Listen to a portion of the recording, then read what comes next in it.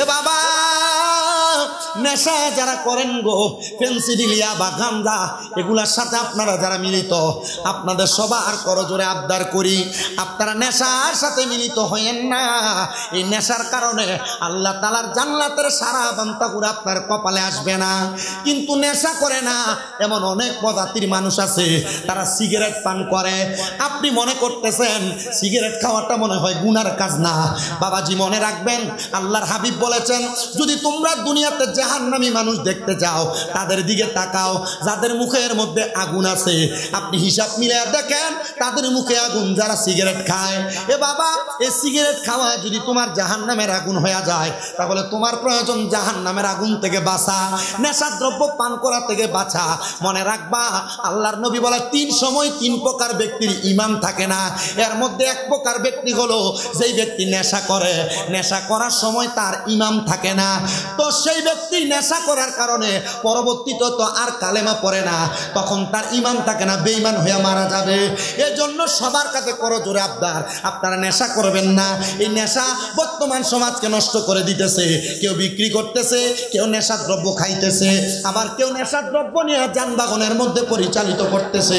আপনারা বলেন, এমন নেশা করার কারণে সমাজের ঘরে ঘরের মধ্যে কলডি পর্যন্ত থাকে না, কলডি পর্যন্ত চুরি করে লইয়া যায়। নেশা করার টাকা না থাকলে বেড়াটা যখন উঠতে যায় ডেক ডেক চিরোজে দিলে এগুলো চুরি করে। আপনারা বলেন, এমন ছেঁচড়া মার্কা নেশাখোর বর্তমান সমাজে আছে না? না, নারায়ে তাকবীর, নারায়ে রিসালাত, নারায়ে পাকপাঞ্জাব, নারায়ে গাউসিয়া, মোহাম্মদ শামীম মির্জা কাদির সাহেব, মোহাম্মদ শামীম মির্জা কাদির সাহেব। না বললো তার বিদ্যানের দরকার নেই। তাহলে এমন নেশাখোর সমাজে কম না বেশি? স্বাভাবিক। আপনার নবগ্রামে নাই, একবারে কম। নেশাখোরদের কারণে মানুষ রাস্তাঘাট বলেন, দোকানপাট বলেন, কোনো জায়গায় কোনো কিছু রাখতেও পারে না। এর মাথার যখন নেশা করার জন্য আলাদা টেনশন চলে আসে, তখন নিজের মায়ের কানে স্বর্ণ পর্যন্ত চুরি করতে সে দ্বিধাবোধ করে না। এই কথা কন না কেন? আছে না নাই? সাবধান, সতর্ক। আমি আমার এলাকার মুরব্বীদের কাছে বলবো, যুবকদের কাছে বলবো, যে নেশা আপনার জীবনকে ধ্বংস করে দেয়, আপনি নেশা থেকে দূরে থাকেন। আমি জাস্টিফাই করেছি। আপনি বলে, হুজুর আমি নেশা করি না, কিন্তু আমি সিগারেট পান করি। এই সিগারেট আপনাকে নেশা পর্যন্ত নিয়ে যাবে। বহু সিগারেট খুর যারা সিগারেট খায়, কয়েকটার আমি এমন জিজ্ঞেসি, সিগারেট খাও কেন? আরে আমি তো খাই না। আমি বললাম, শিখলে কার কাছে? একদিন আমার এক দোস্ত কইছিল, একটা টান দে কি হইব, এই একটা টান দে কি হইব, আমার সিগারেট খানা শিখেছি।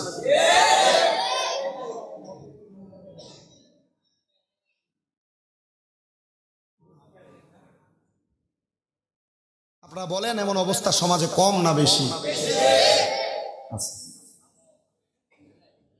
তাহলে নেশা যারা করবে তারা কখনো জান্নাতের সারাবান তাহুরা পান করতে পারবে না। আপনি চিন্তা করে দেখতেছেন, সারাবান তাহুরা কি? আল্লাহর জান্নাতের পানি যদি আপনি পান করতে পারেন, আপনার জীবন কেমন ধন্য হয়ে যাবে। আপনার ভিতরে সেটার ব্যাপারে কোনো অনুভূতি কাজ করে না যে আমি জান্নাতের সারাবান তাহুরা পান করব। আল্লাহ তাআলা শেষ জান্নাতের সারাবান তাহুরা পান করার মতো যোগ্যতা আমাদেরকে দান করেন। আরো জোরে বলেন আমিন। সাহাবায়ে কেরাম বলে, ইয়া রাসূলুল্লাহ, ইয়া হাবিবাল্লাহ, আপনার কাছে জানতে চাই, আপনি বলেন আর 4 প্রকারের পানির মধ্যে 2 প্রকার বললেন, আরো 2 প্রকার কি পানি? আমার নবী বলেন 3 নাম্বার পানিটার নাম হলো জান্নাতের লাবান, মানে জান্নাতের দুধ। ও দয়ার নবী, আপনি বলেন না ওই জান্নাতের দুধ কারা কারা পান করবে? আমার নবী ডাক দিয়ে বলেন, ওই জান্নাতের দুধ কারা পান করবে? যারা দুনিয়ার জমিনের মধ্যে কখনো পরের হক মাইরা খায় নাই।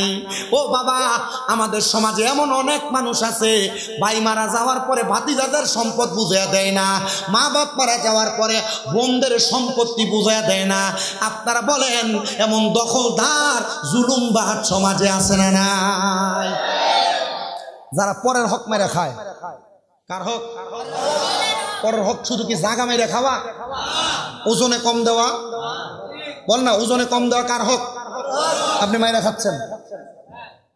মানুষকে মিথ্যা কথা বলে আপনার 2 টাকার মাল 5 টাকায় দিচ্ছেন, আপনি পরের হক খাচ্ছেন। তাহলে এটা খাওয়া যাবে? এটা যদি খান তাহলে জান্নাতের দুধ আপনার নসিবে নাই। সাহাবায়ে কেরাম বলে, ইয়া রাসূলুল্লাহ, ওই জান্নাতের মধ্যে আরেক পানি আছে, ওই পানিটা কি? নবী বলে ওইটা হলো জান্নাতের মধু। ইয়া রাসূলুল্লাহ, জান্নাতের মধু কারা পান করবে? আমার নবী বলে যারা কখনো তাদের জবান দ্বারা ফায়সা কথা বলে নাই, গালি দেয় নাই, মিথ্যা কথা বলে নাই। ও বন্ধু, আপনারা তাকায় দেখেন আপনার সমাজে আপনি চলার পথে আপনার বন্ধুদের সাথে, আপনার পরিবারের সাথে এত মিথ্যা কথা সমাজে পরিচালনা করতে যে এত গালি দেন, আপনার গালির কারণে আপনি ফাসিকে রূপান্তরিত হচ্ছেন, আপনার নামাজ আল্লাহর কাছে কবুল হয় না, এবং এই গালি দেওয়ার কারণে আর মিথ্যা বলার কারণে আপনি আল্লাহ তাআলা জান্নাতের মধু পান করতে পারবেন না। এবার আপনারা বলেন আমরা সবাই জান্নাতের ওই 4 প্রকার পানি পান করতে চাই কি চাই না? সাহাবায়ে কেরাম বলি ইয়া রাসূলুল্লাহ, এই 4 প্রকারের পানি একসাথে কারা পান করবে আপনি বলেন? আমার নবী বলেন তারা পান করবে রাদিয়াল্লাহু আনহুম ওয়া রাদওয়ান, যারা আমার আল্লাহর প্রতি সন্তুষ্ট, আর আমার আল্লাহ যাদের প্রতি সন্তুষ্ট তারা ওই জান্নাতের পানি পান করবে। ওগো নবী, কারা আমার আল্লাহর প্রতি সন্তুষ্ট? আমার আল্লাহ তাআলা বলেন যালিকা লিমান খাশিয়া রাব্বা, যারা আমার আল্লাহকে সবচাইতে বেশি ভয় করে তারাই দুনিয়ার জমিন থেকে কবরে যাওয়ার পর জান্নাতের শরাব পান করবে। এ মুসলমান ইমানদার, হে নবীর উম্মতের দলেরা, আপনাদের সবার কাছে করজোরে আবদার, জান্নাতের শরাব, জান্নাতের পানি যদি পান করতে চান তাহলে দুনিয়ার জমিনে এমন ভাবে আপনি আপনার জীবন সাজান, আল্লাহ এবং তার রাসূলের প্রতি ঈমানটা পরিপূর্ণ আনেন, দুনিয়াতে নেশা করা বন্ধ করেন, পরের হক খাওয়া বন্ধ করেন, মিথ্যা কথা বলা, গালি দেওয়া, ফায়সা কাজ করা থেকে দূরে থাকেন, দেখবেন আপনি জান্নাতি হয়ে মরতে পারবেন। কিন্তু জান্নাতি হওয়ার মতো এমন যোগ্যতা আমাদের মাঝে নাই। জানেননি বাবা, যারা জান্নাতি হয়ে মরতে পারে ওই জান্নাতি ব্যক্তিরা মারা যাওয়ার সময় তারা কোনো কষ্ট পায় না, কষ্ট পায় না। আল্লাহ তাআলা তাদেরকে বড় সুন্দর করে দুনিয়া থেকে কবরে নিয়ে যায়। যারা জান্নাতি তাদের কাছে আজরাইল আলাইহিস সালাতু ওয়াস সালাম আসার আগে আমার আল্লাহ তাআলা 2 জন রহমতের ফেরেশতা পাঠায়। ওই 2 জন রহমতের ফেরেশতা জান্নাতি বান্দার সামনে দাঁড়ায় থাকে। জান্নাতি বান্দার সামনে দাঁড়ানো অবস্থায় আল্লাহ তাআলার ফেরেশতা আজরাইল আলাইহিস সালাতু ওয়াস সালাম জান্নাতি বান্দার সামনে আসে, ইমানদার বান্দার সামনে আসে। ওই ফেরেশতাটা আজরাইল জান্নাতি বান্দার বুকের মধ্যে এভাবে থাবা দিয়া ধরে। বুকের মধ্যে যখন থাবা দেয়, 2 জন ফেরেশতা জান্নাতি বান্দার পক্ষ থেকে দাঁড়ায় আজরাইলকে বাধা দেয়। আজরাইল, ও আজরাইল, এই বান্দার রূহ তুমি বুক দিয়া কবজ করতে পারবা না। বলে কেন গো, বান্দার রূহ কেন বুক দিয়া কবজ করা যাবে না? বলে বান্দার বুকের মধ্যে আল্লাহ নবীর ভালোবাসা আছে। জোরে শুনে পড়েন সুবহানাল্লাহ। হে রাসূল তোমায় ভালোবাসি অন্তরে শুধু মুখে না, জান্নাতের আশায় নয় হে রাসূল, জাহান্নাম কেউ ডরি না। হে রাসূল তোমায় ভালোবাসি অন্তরে শুধু মুখে না, জান্নাতের আশায় নয় হে রাসূল, জাহান্নাম কেউ ডরি না। তোমায় পাওয়ার আশায় মন ছুটে যায় মদিনায়। এই সুর যদি শুনে থাকো একবার দেখা দাও না। হে রাসূল তোমায় ভালোবাসি অন্তরে শুধু মুখে না, জান্নাতের আশায় নয় হে রাসূল, জাহান্নাম কেউ ডরি না। মুসলমান, একবার চিন্তা করে দেখেন, আপনি যদি ইমানদার হন, আপনার বুকে যদি আল্লাহ নবীর ভালোবাসা থাকে, তাহলে আপনার রূহ আজরাইল কবজ করতে পারবে না। বুকের সামনে থেকে আজরাইল ফিরে যাবে। আজরাইল আবার আল্লাহর অনুমতি নিয়ে আপনার সামনে আসবে। এবার আজরাইল আইসা আপনার আমার কপালের মধ্যে হামলা করবে। বিওয়াজিকান নূর, যে চেহারার মধ্যে নূরের আলো ঝলমল করবে। আজরাইল যখন আপনার আমার চেহারার মধ্যে হামলা করবে রে, ওই সময় মুখের মধ্যে চেহারা চেহারার মধ্যে কপালের মধ্য থেকে দুইটা ফেরেশতা আজরাইলের সামনে দাঁড়ায়া যাবে। এ আজরাইল, ও আজরাইল, এই বান্দার রূহ কপাল দিয়া কবজ করতে পারবা না কেন রে? কেন কবজ করতে পারবো না? বলে এই বান্দা 5 ওয়াক্ত নামাজ আদায় করার জন্য বান্দার সেজদা দিয়েছে। বান্দার চেহারার মধ্যে, বান্দার কপালের মধ্যে সুবহান রাব্বিয়াল আলার তাসবিহ আছে। বান্দার কপালের মধ্যে সেজদার নূর জ্বলতেছে।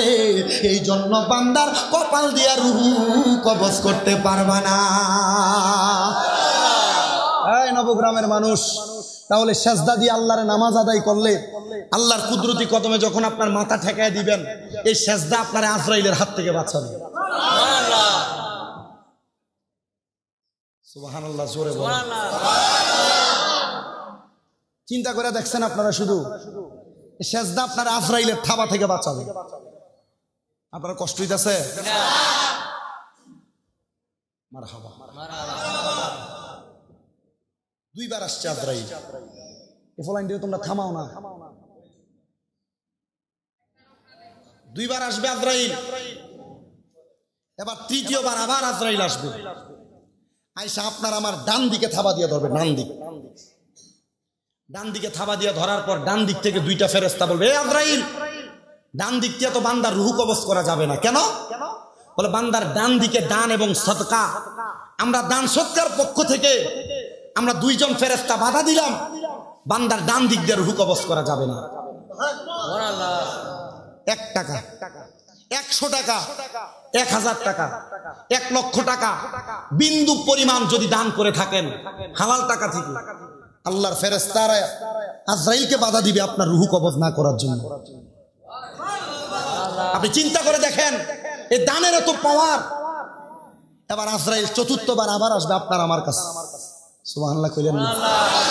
আপনি যদি ইমানদার হয়ে মারা যান, আপনি জানেন ইমানদারের মৃত্যু কত সুন্দর আর কত আরামদায়ক। আপনি তো কত সুন্দর গান গাইতেছেন, রাস্তায় চলতেছেন, আপনি মনে করতেছেন মনে হয় আমার জীবন এভাবে চলতেছে, এভাবেই মনে হয় আমার জীবন চলবে। আরে না মিয়া, আপনার জীবন যেভাবে চলতেছে বেঈমানের মতো মারা যাবেন। মারা যাওয়ার সময় বিছানায় প্রস্রাব করে দিবেন, পায়খানা করে দিবেন, চোখ উল্টা দিবেন, জিহ্বায় কামড় দিয়ে মারা যাবেন। নবীর সাহাবী নবীকে প্রশ্ন করি, ইয়া রাসূলুল্লাহ, বেঈমানরা কিভাবে মারা যায়? বলে প্রস্রাব করে দিবে মরে মৃত্যুর সময়, জিহ্বায় কামড় দিবে, চোখ উল্টা দিবে। এই মরণ ভালো মরণ না। আপনারা বলেন, বাংলাদেশে এমন অনেক মানুষ মারা যায়, মারা যাওয়ার সময় জিহ্বায় কামড় দেয়, কি দেয় না? চোখ উল্টায় কি উল্টায় না? নাকে মুখে দিয়ে রক্ত বের হয় কি হয় না? এবার আপনারা বলেন, বর্তমান সমাজের মধ্যে এমন অহিংসতা, মানুষের প্রতি অত্যাচার, অনাচার, হারামখুরি, চুগলখুরি বর্তমান সমাজে কম না বেশি? আওয়াজ আসতে হয়েছে আরো জোরে, কম না বেশি? আল্লাহ কোরআনে বলেন, লা يستوي أصحاب النار وأصحاب الجنة أصحاب الجنة هم الفائزون। জবান খুলে উচ্চ কণ্ঠে জোরে জোরে পড়েন আল্লাহু আকবার। জগতের বান্দার দলেরা, যারা জান্নাতি এবং যারা দুজকি তারা একরকম নয়। ওগো আল্লাহ, তাহলে কারা কেমন আপনি বলেন না? আল্লাহ বলেন, আসহাবুল জান্নাতি হুমুল ফাইজুন। যারা জান্নাতি তারা হলো সফল কাম। ওগো আল্লাহ তাআলা, আপনার কাছে জানতে চাই জান্নাতি কারা, জান্নাতীদের পরিচয় আমরা জানতে চাই। এই নবগ্রাম এলাকার বাবারা, যারা টাকা দিয়া, পয়সা দিয়া, শ্রম দিয়া, বুদ্ধি দিয়া, পরামর্শ দিয়া এত সুন্দর করে নবীর মিলাদুন নবীর মাহফিল সাজাইলা, মাজুন নবীর মাহফিল সাজাইলা, আল্লাহর কসম তোমাদের নামটা জান্নাতীদের খাতায় উঠবে। বলে হুজুর কেন গো? নবীজির চাচা যান নবীর উপর ঈমান আনে নাই, ঈমান আনে নাই, কিন্তু আমার নবী ইসলামের দাওয়াত জারি রাখছেন। আমার নবী বলেন, হযরতে আব্দুল্লাহ ইবনে আব্বাস রাদিয়াল্লাহু তাআলা আনহু থেকে হাদিস বর্ণনা, তিনি বলেন, আমি একদিন ঘুমানোর পরে নবীর চাচাকে স্বপ্ন দেখলাম। আমি হঠাৎ করে দেখলাম নবীর চাচা জানের পুরাটা শরীরের মধ্যে আগুন ধাউ ধাউ করে জ্বলতেছে।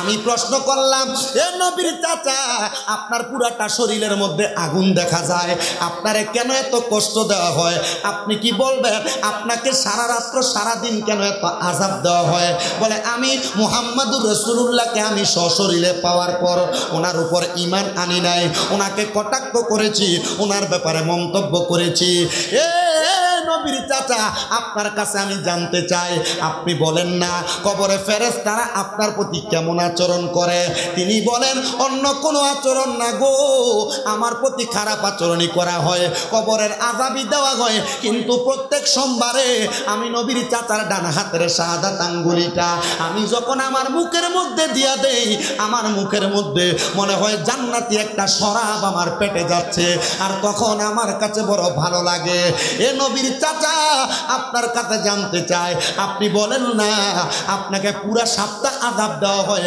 কিন্তু এই দিনে কেন আপনার এত শান্তি দেওয়া হয় নবীর চাচা ডাক দিয়া কয় আমার বাতিজা মুহাম্মাদুর রাসূলুল্লাহ যখন দুনিয়াতে আগমন করেছে আমার একটা দাসী ছিল যার নাম সুয়াইবা আমার কাছে এসে খবর দিতে রে নবীজির চাচা আপনার ভাই হযরতে আব্দুল্লাহর স্ত্রীর গর্ভ থেকে আপনার বাতিজা আগমন হয়েছে আর আমি নবীর চাচা আমার ডান হাতের শাহাদাত আঙ্গুল দিয়া ওই দাসীটাকে মুক্তি করে দেওয়ার কারণে আমার আল্লাহ তাআলা আমারে সোমবার দিন নাজাত দিয়া দেয় এবার জানতে চাই নবগ্রাম এলাকার বাবারা বন্ধুরা আমরা যে নবীর আগমনে খুশি হইয়া মিলাদুন নবীর মাহফিল করি নবীর উপর সালাতু সালাম জানাই নবীর উপর সম্মান পেশ করি আমার আল্লাহ তাআলা চাইলে আমাদেরকেও জান্নাত দিতে পারে কি পারে না আশিক রে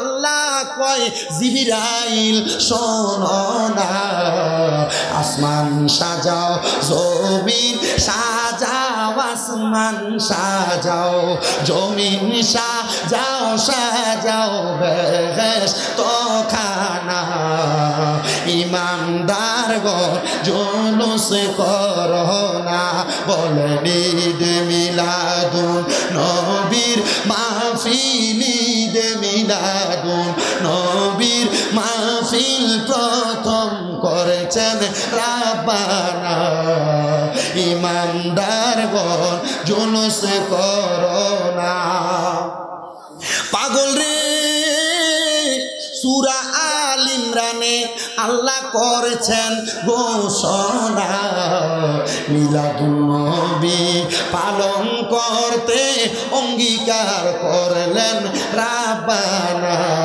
কিন্তু কানার দলে দলিল খুঁজে পায় না আপনারা বলেন মিলাদুন নবীর মাস আসলে সোশ্যাল মিডিয়া ফেসবুক ইউটিউবের ভিতরে বেদাত ফতুয়া দেয় এমন বাতিল ফেরকা মৌলবীরাও আছে না নাই আপনাদের কষ্ট হইতেছে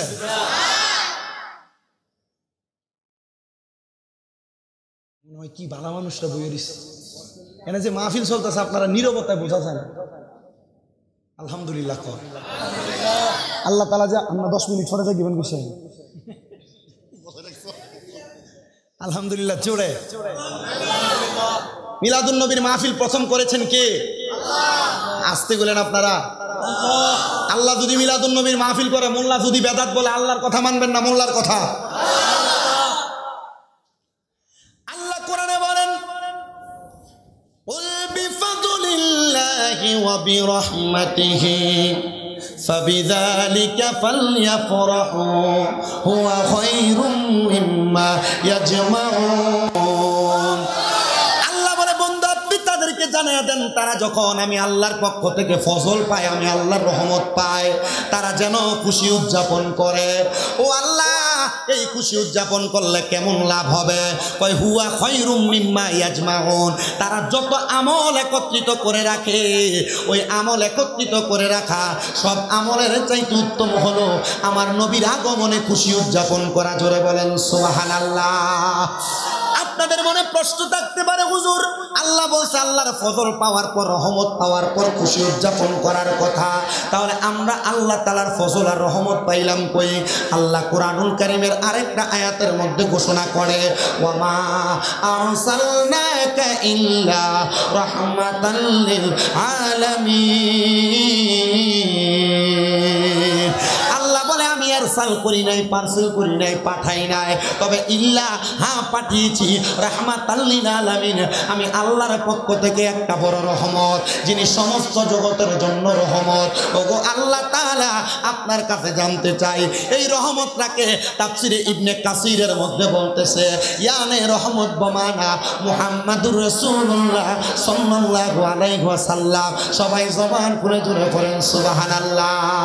ইয়া মুহাম্মদ মুস্তাফা নবী সাল্লাল্লাহু আলাইহি ইয়া মুহাম্মদ মুস্তাফা নবী সাল্লাল্লাহু আমরার সাফায়াতের কান্ডারি মদিনা ওয়ালা, আমরার সাফায়াতের মদিনা ওয়ালা ইয়া মুহাম্মদ মুস্তাফা নবী সাল্লাল্লাহু আলাইহি ইয়া মুহাম্মদ মুস্তাফা নবী নবীজি আমার কাবার ও কাবা, নবীজি আমার গলার মালা, নবীজি আমার কাবার ও কাবা, নবীজি আমার গলার মালা, নূর নবীর প্রেমেতে কাবা হইয়াছে কালা, হায়রে নূর নবীর হইয়াছে কালা। ইয়া মুহাম্মদ মুস্তাফা নবী সাল্লাল্লাহু আলাইহি ইয়া মুহাম্মদ মুস্তাফা নবী। কেউ বা বলে নবী নূরেরই পুতুল, কেউ বা বলে নবী গোলাপেরই ফুল, কেউ বা বলে নবী নূরেরই পুতুল, কেউ বা বলে নবী গোলাপেরই ফুল। নয় সে পুতুল নয় সে গোলাপ, নূরে নূর আল্লাহ। ইয়া মুহাম্মদ মুস্তাফা নবী সাল্লাল্লাহু আলাইহি পড়েন ইয়া মুহাম্মদ মুস্তাফা নবী। আমরার সাফায়াতের কান্ডারি মদিনা ওয়ালা, আমরার সাফায়াতের কান্ডারি মদিনা ওয়ালা ইয়া মুহাম্মদ মুস্তাফা নবী। মুসলমান ওই আল্লাহ তাআলা ওই নবীর রহমত বলে ঘোষণা করেছে। এ সুন্নি মুসলমান, তোমরা তাহলে কেন মিলাদুন নবী পালন করো? মিলাদুন নবীটার আগে আবার ঈদ শব্দ লাগাও। বর্তমান সমাজের মধ্যে এমন অনেক নামদারি মুনাফিক বেঈমান ওলামায়ে কেরাম আছে যারা মুসলমান দাবি করে, আলেম দাবি করে, কিন্তু নবীর মিলাদুন নবীর আগে ঈদ শব্দ লাগাইলে দেখবেন কুকুরে পেছন দিয়ে আঘাত করলে কুকুর যেমন দৌড় মারে, এমন মৌলবীরা মিলাদুন নবীর আগে ঈদ শব্দ লাগাইলে এমন ভাবে দৌড় মারে। বলে হুজুর কারণটা কি? মিলাদুন নবীটার আগে যে ঈদ শব্দটা লাগায়, এই ঈদ শব্দটার অর্থটা হলো খুশি। ও মৌলবী সাহেব, আপনি যে বলেন এটা কোনো ঈদ না, আপনি কি নবীর আগমনে খুশি না? যদি বলেন সুন্নি জনতা নবীর আগমনে খুশি, যদি বলেন কওমি নবীর আগমনে খুশি, যদি বলেন জামাতি নবীর আগমনে খুশি, যদি বলেন আলে হাদিস আমি বলবো নবীর আগমনে খুশি। কিন্তু শর্ত হইল এরা খুশি কথা সত্য, কিন্তু ঈদ মানতে রাজি না। বলে হুজুর কেন মানতে রাজি না? আর তারা কেন খুশি না? আরে বাবা, যারা নবীর আগমনে খুশি না মানে ঈদ পালন করতে নারাজ। মনে রাখতে হবে এরা এক নাম্বার ডাব্লিউ মার্কা ওহাবি বাতিল ফেরকা। এদের সাথে আমাদের কোনো সম্পর্ক নাই, আমরা কখনো এদের সাথে কোনো মেলামেশা করব না, এদের সঙ্গে কোনো সম্পর্ক রাখবো না। কারণ আমার নবীর আগমনে যেই ব্যক্তি বেজার হয়, আমার নবীর আগমনটার যেই ব্যক্তি ঈদ বলে স্বীকার করে না, তার সাথে সুন্নিদের কোনো সম্পর্ক থাকতে পারে। এবার আসেন মিলাদুন নবী। মিলাদুন নবী শব্দটা হলো মুরাক্কাব, যৌগিক শব্দ। আলাদা যদি করেন, মুফরাদ যদি করেন, মিলাদ শব্দের অর্থ হলো জন্ম, এক বছর, আর নবী শব্দের অর্থ হলো নবীর। মিলাদুন নবী মানে হলো নবীর জন্ম। তাহলে এই নবীর জন্মে আমরা সবাই খুশি। 12 রবিউল আউয়ালের 570 খ্রিস্টাব্দে শবে সাদেকের সময় মা আমেনার নুরানি রেহেমে বাবা আব্দুল্লাহর হুজরাতে নবী আমার জন্মগ্রহণ করেছেন। কিন্তু বাবা আমি জানতে চাই, নবী কি 570 খ্রিস্টাব্দে যখন জন্ম নিয়েছেন তখন নবী, নাকি এই দুনিয়া যখন সৃষ্টি হয় নাই তারও আগে নবী? এই নবীর জন্মের মাধ্যমে নবীজির শুভাগমন হয়েছে। শাহফুদ দরবারের মুরিদারা নবীর জন্মের মিলাদুন নবীর সাথে একটা শব্দ ব্যবহার করে যার নাম ঈদে মাজিউন নবী সাল্লাল্লাহু আলাইহি ওয়াসাল্লাম। এই ঈদে মাজিউন নবী শব্দটা ব্যবহার করার কারণ হলো যে মাজিউন নবী শব্দের অর্থ হলো নবীর শুভাগমন। কি মন? নবীর জন্মের মাধ্যমে আল্লাহ তাআলা ওই নবীর দুনিয়াতে শুভাগমন করাইছেন। আমরা সবাই খুশি। আমরা মিলাদুন নবী যেমন মানি, মাজিউন নবীও তেমন মানি। এটা আমরা মনে করি মিলাদুন নবী যেমন নবীর শান, মাজিউন নবী তেমন আমার নবীর শান। তবে শর্ত হলো আমরা যেন আমার নবীর শানে কোনো বাড়াবাড়ি করতে যাইয়া সমাজের মধ্যে দ্বন্দ্ব না তৈরি করি। যেই মৌলবী সাহেবরা সমাজের মধ্যে দ্বন্দ্ব তৈরি করে এরা এক নাম্বার ফিতনাবাজ। এরা ইসলামটাকে দ্বিখণ্ডিত করতে চায় আর আহলে সুন্নাত ওয়াল জামাতকে মানুষের কাছে হাসির পাত্র বানাইতে চায়। কথা কোন ঠিক কিনা? এই জন্য আমার মুসলমানেরা আপনাদের সবার কাছে একটা আবদার, আমরা যারা সুন্নি দাবি করি আমরা নবীর জন্মকেও মানি, আমরা নবীর শুভাগমনকেও মানি। তবে শর্ত হলো আমাদের এই মানার মাধ্যমে শুধু মানলেই হবে না, আমার নবী আমাদেরকে যে শিক্ষা দিয়া গেছে এই শিক্ষাটাকে বাস্তবায়ন করা লাগবে। তাহলে বলছিলাম সমাজে মানুষ বসবাস করে দুই রকম, এক প্রকার ভালো আর এক প্রকার, আপনারা কথা বলেন না, এক প্রকার ভালো আরেক প্রকার খারাপ। আর আল্লাহ কোরআনে কয় যারা জাহান্নামী আর যারা জান্নাতি তারা একরকম নয়। আল্লাহ বলেন যারা জান্নাতি তারা হলো সফল কাম। এবার আল্লাহর কাছে আপনি প্রশ্ন করবেন, গো আমার আল্লাহ আপনার কাছে জানতে চাই আপনি বলেন না জান্নাতি কারা?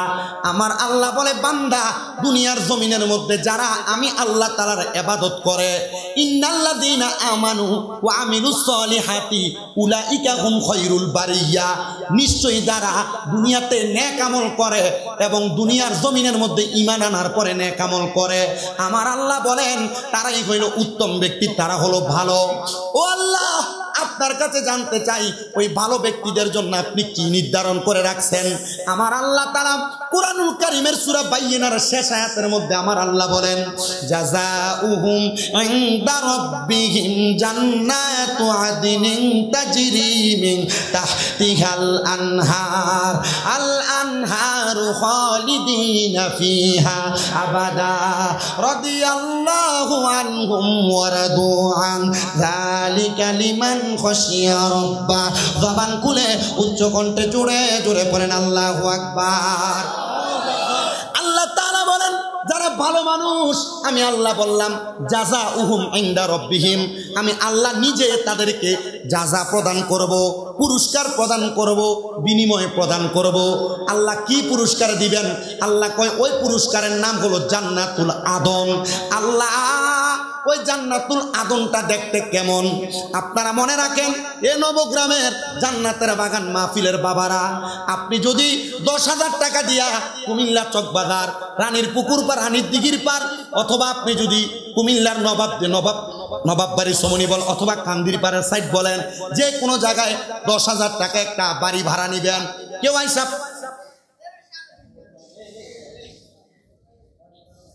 কেউ যদি আইসা আপনাকে বলে 10,000 টাকায় 3 রুমের একটা বাসা ভাড়া দেওয়া হবে, আপনি কি সাথে সাথে রাজি হবেন না বাসাটাকে দেখবেন? আজব বিষয়। বাসা দেখার দরকার আছে না? নাকি আপনি 10,000 দিয়ে দিবেন? সাহাবায়ে কেরাম আমার নবীকে প্রশ্ন করি, ইয়া রাসূলুল্লাহ ও নবী আপনি যে বলেন আল্লাহ তাআলার জান্নাত, জান্নাতুল আদন আমাদেরকে দেওয়া হবে, নবীজি আপনি বলেন না জান্নাতুল আদনটা দেখতে কেমন? সুবহানাল্লাহ কোন আপনারা এই চলে দেখো কি দেখো।